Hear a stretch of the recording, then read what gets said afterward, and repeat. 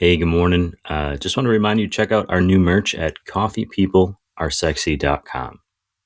Thanks for checking in.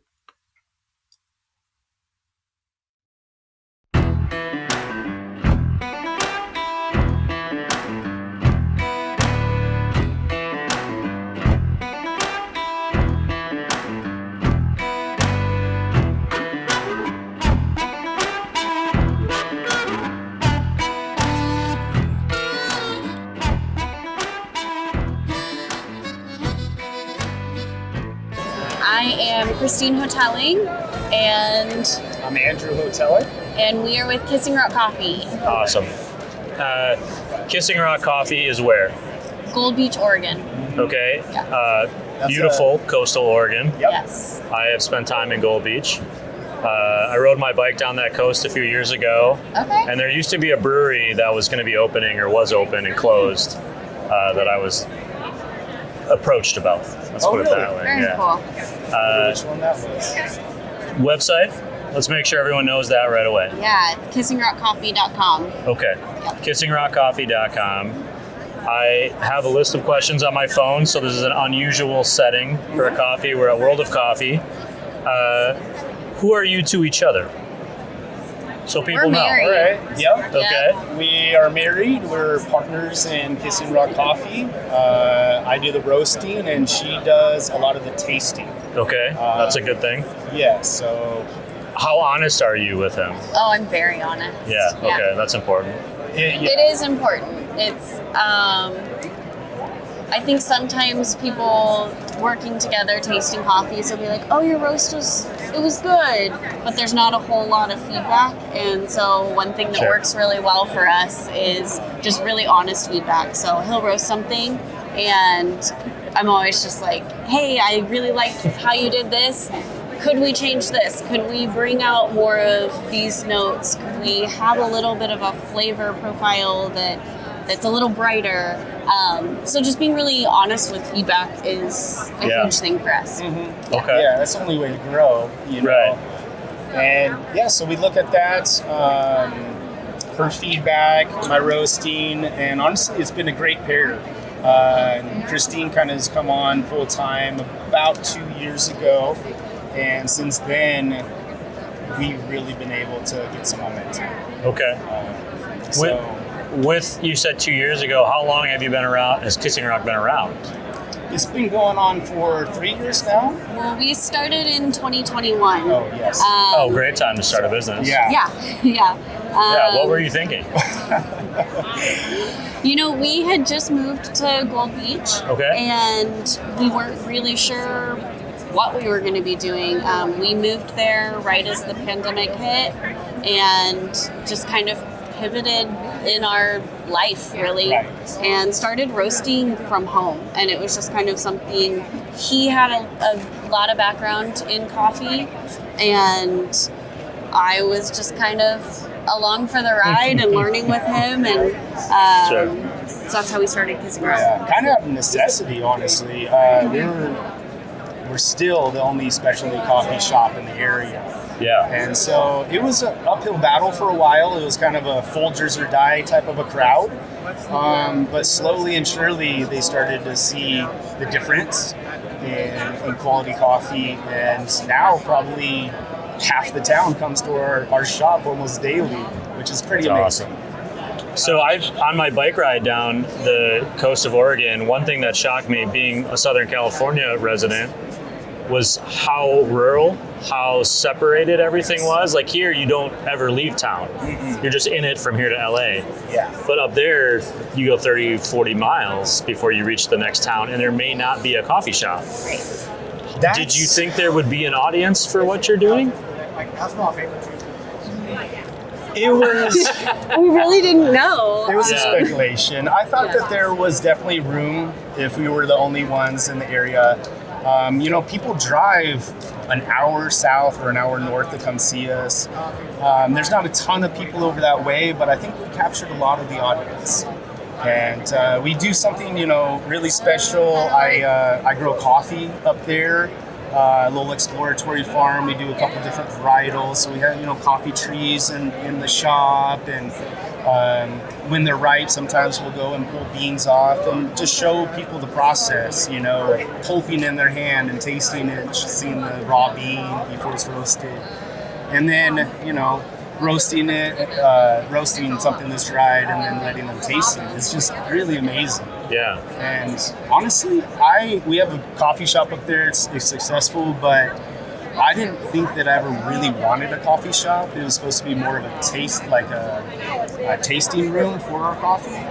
But it got really popular, and we're like, well, here we are. We should probably charge for this, or we're going to go broke. So you start a coffee shop and you start a roastery. You're exploring specialty coffee in a place that doesn't necessarily have a lot of exposure. So I'm assuming there's a lot of education involved. I mean, even at a basic level of like, this is why we charge what we charge. Has that been a challenge, or how has the community responded to that? I think at first there was a little bit of a challenge with it, but as we've grown and been able to talk to our clients about what we do and what makes Kissing Rock different, we've really seen people's palate adapt. So they want to come in and try, the new thing we're roasting or a new drink we're releasing.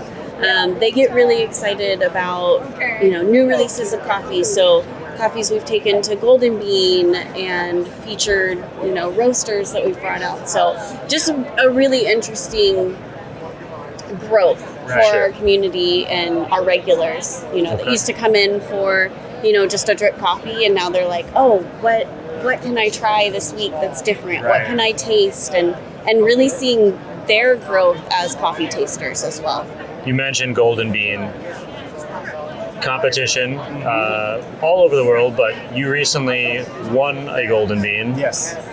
Why did you think to enter it? What was the motivation, particularly in Australia? I'm assuming tax write-off. Yeah. Well, yeah. Nice. What has that been like? Not only going and experiencing it, but then winning it. Right. Well, during the tourist season, we get a lot of people coming down from Portland, Seattle.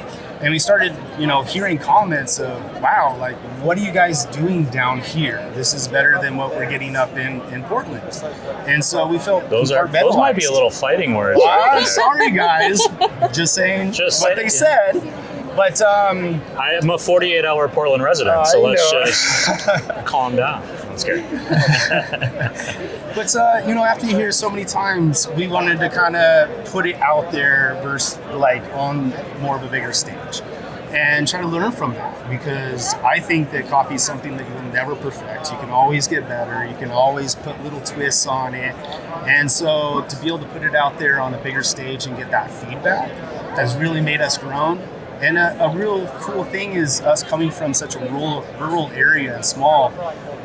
Everybody was in our corner. It was like Team Gold Beach going to the Golden Bean. So not only did we get a lot of information, our community followed us, and they were excited to try the new coffees, try the new processes.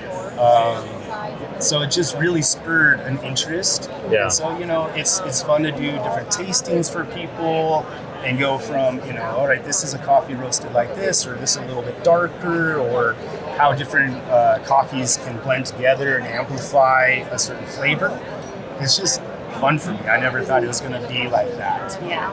And I think one of the big things, Golden Bean wise, of how that's benefited us was just the connections we've made, all the people we've met. I think it's just been a really good experience to take that feedback and say, how can we do this coffee better, and what partners can we bring in to make that happen? Sure. So then, obviously you're here at Specialty Expo, World of Coffee. Yes.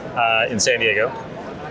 What are you here doing? Like, what's the reason? Are you just here hanging out, exploring, celebrating coffee, or do you have goals here? What's the intention? Yeah, so we are actually here with Planet Oak. Okay. So featuring our coffee tomorrow for Nice. their latte art throwdown. Yes. Okay. But when we won Golden Bean, we won in milk-based latte and alternative milk latte. So Okay. using Planet Oat. So here with them and All right. They representing have a that great way. team over there. Yeah.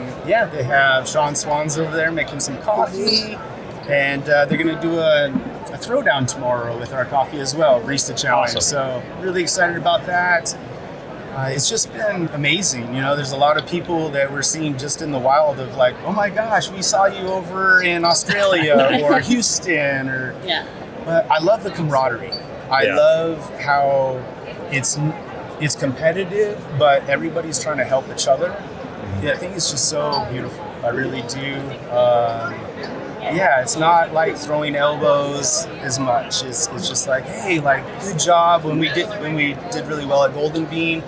You know, people were patting each other on the back and cheering for each other, and I fell in love with it. You know, I love the community. Awesome. Mostly. Yeah.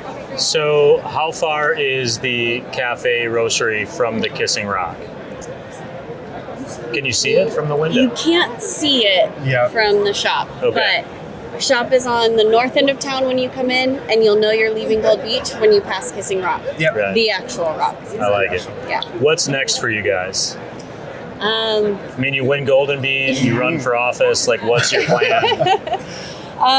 We just started in natural grocers all over Oregon, so hoping to expand in retail, expand within the region, and get out of Oregon and really just bring coffee to the people.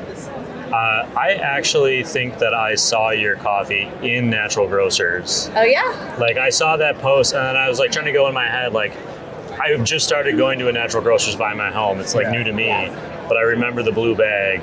That's good. It's memorable. Like, Yes. We're doing our job. It's a vibrant color, so it stands out on the shelf. That's awesome. Congratulations on all of it. Golden Bean, the cafe, building a community. Very Thank you, cool. man. Thank you you. for joining Coffee People, Christine and Andrew Thank you. of Kissing Rock Coffee. And thank you for joining us. Right on. End of show. Sweet. All right. Easy That was peasy, easy. right? Yeah.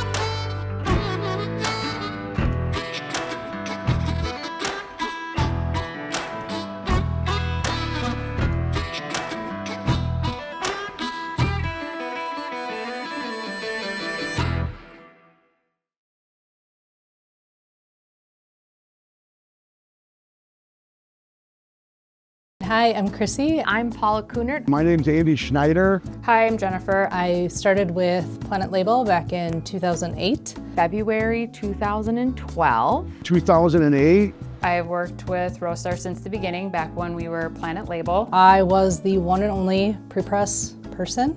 I was a customer service rep then. Was originally in customer service. Digital press operator, and currently I am the production supervisor. I'm the outside sales supervisor. Am now doing estimating and price analysis. 18 years later, still here in pre-press. Things have changed a ton. I mean, we went from customer service reps like me going down on the production floor to valve a bag. Now we have a full team that does that. We went from doing just your standard blank label sheets and some printed labels to everything that we do now, which has evolved into pouches, cans, tubes. I have lots of memories of our founder, Will, from back when I started. One fond memory I have is Will would sometimes, throw a Post-it note on my desk that would contain information about what he wanted us to print. So it would have the material, the overlam, the quantity, and that was kind of our sales order sometimes. When we didn't have a shipping department, we would box everything up and package everything at the end of the day, and the owner would back up to the back door of the building We would load a pickup truck and he would take everything to UPS and drop the packages off on a daily basis. We used to have a little cookie jar at my desk and I labeled it the will trap. He would pop by my desk every day to get candy out of the will trap. I expected him to come more than once a day, so it kind of became a funny thing, but I always got the answers I needed. We were strictly a label company for the first 3 years of the company. One day in a small break room that we had, there was 4 of us. We were kind of talking about, different avenues of print, and while we were drinking coffee in there, somebody had mentioned, it'd be kind of neat to print on a coffee bag. So we had pre-press send down an artwork file to the press. So one day Will came to me, asked me to throw together just a coffee bag file and send it to the press. We printed the file, and then we had sent the original roll out to a converter, and it got converted into pouches and had come back with best in show, because we were the first digital printer to be printing coffee bags. When Roastar became Roastar, this is one of the very first bags that we made off of the very first pouch machine that we had. Original valve. This bag has been sitting here for, 15 years. And then after they came back from the show, we had multiple orders, and the rest is history.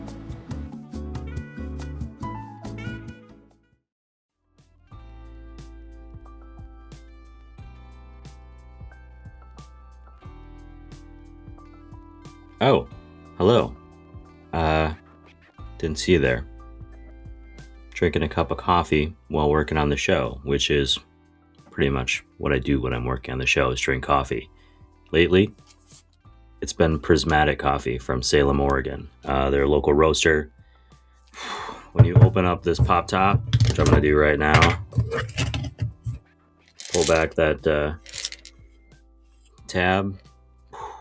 Unbelievable. It's like when you're a kid and you smell bubble gum. It's just incredible. Tastes pretty good too. Check out Prismatic coffee. We'll put the link up there on the thing. And get back to the show. Thanks for watching Coffee People. Cheers.